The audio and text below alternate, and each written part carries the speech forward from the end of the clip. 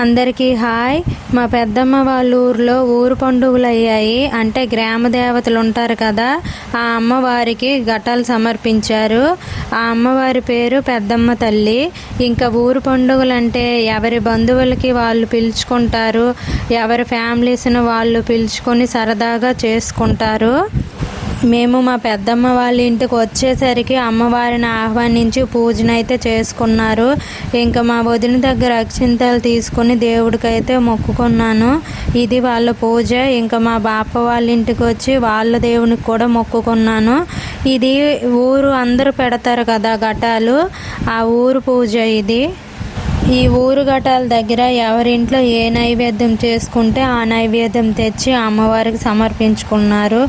ఇంకా వీళ్ళు పూజలన్నీ అయిన తరువాత నూకాలమ్మ తల్లి ఉంటుంది కదా, ఆ తల్లికి ముర్రాట తీసుకొని వెళ్ళి అమ్మవారికి సమర్పించుకున్నారు. ఇలా మేళాలతో ఊరు మొత్తం అమ్మవారి గుడికి వెళ్ళారు. మా అన్నయ్య మనం కూడా వెళ్దాం రండి అంటే పాప ఏడుస్తుందని నేనైతే వెళ్ళలేదు. వీళ్ళు వచ్చేసరికి మేమందరం భోజనాలు అయితే చేసాము.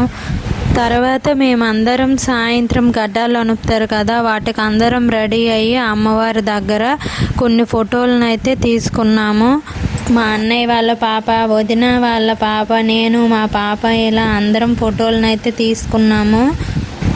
ఈ పండుగల రోజే మా బాప వాళ్ళ మనవడిదే బర్త్డే అయ్యింది. ఆ హడావిడిలో సింపుల్గా కేక్ కటింగ్ అయితే చేసుకున్నారు. ఇంకా ఈ కేక్ కటింగ్ అయిన తరువాత నేను మా పెద్దమ్మ వాళ్ళ ఇంటికి అయితే వచ్చేసాము. వీళ్ళిద్దరూ ఫ్రెండ్స్ ఒకేలా రెడీ అయ్యారు, మా అన్నయ్య వాళ్ళ పాప, మా బాబు. ఇంకా ఎవరింటి నుంచి వాళ్ళు అమ్మవారి ఘటాలను అయితే తీసుకొని బయలుదేరారు. ఈ ఘటాలు తీసేసరికి నైట్ 8-8:30 అయిపోయింది. చూడండి, చాలా జనాలు అయితే ఉన్నారు. బాగా జరిగాయి పండుగలు అయితే. ఈ అబ్బాయి ఆ టైంలో కూడా బూరలను అయితే అమ్మేస్తున్నాడు. ఇంకా ఈ ఊరు పండుగలు ఇదే ఫస్ట్ టైము వీళ్ళు చేసుకోవడం. ఇంకా జనాలు అయితే చూడండి బాగా వచ్చారు. జనాలు అస్సలు ఖాళీ లేదు. ఇంకా ఈ ఘటాన్ని తీసుకొని మా పెద్దమ్మ కూడా వాళ్ళ ఇంట్లో నుంచి బయలుదేరింది. ఇంకా మా పెద్దమ్మ వెనుక నేను, మా అన్నయ్య వాళ్ళ పిల్లలు, మా అమ్మ, మా వదినలు అందరము కూడా బయలుదేరాము. ఇంకా ఈ ఘటాన్ని అయితే అందరము పట్టుకుంటాం కదా, ఫస్ట్ ఆడపిల్ల తర్వాత ఎవరైనా అంటే ఫస్ట్ నేను ఘటాన్ని పట్టుకొని 2 అడుగులు వేశాను. తర్వాత మా వదిన తీసుకొని మా వదిన కూడా కొంచెం దూరం నడిచింది. ఇంకా అలాగ ఒక్కొక్కరం అయితే ఘటాన్ని పట్టుకున్నాము. ఇంకా మా అన్నయ్య వాళ్ళ పాప కూడా పట్టుకుంది.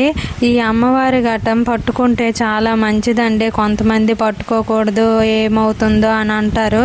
కాకపోతే చాలా మంచిదండి ఈ ఘటం పట్టుకుంటే. మా వాళ్ళు ఈ వీడియోని అయితే తీయొద్దన్నారు, కాకపోతే నేను తీశాను.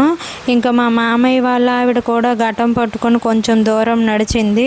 ఇప్పుడు మా వారు కూడా ఘటం పట్టుకొని కొంచెం దూరం నడిచారు. ఇలా అందరం కూడా ఘటాలు పట్టుకొని కొంచెం దూరం నడిచాక మా పెద్దమ్మకి అయితే ఎప్పుడులా ఘటం ఇచ్చేసాము. ఇంకా వీళ్ళందరూ అమ్మవారి గుడికి అయితే వచ్చేసారు. ఫస్ట్ అమ్మవారికి ముర్రాటను సమర్పించి తర్వాత ఘటాలని సమర్పించుకున్నారు. ఈ వీడియో మీకు నచ్చింది అనుకుంటున్నా. ప్లీజ్ సబ్స్క్రైబ్ చేసుకోండి.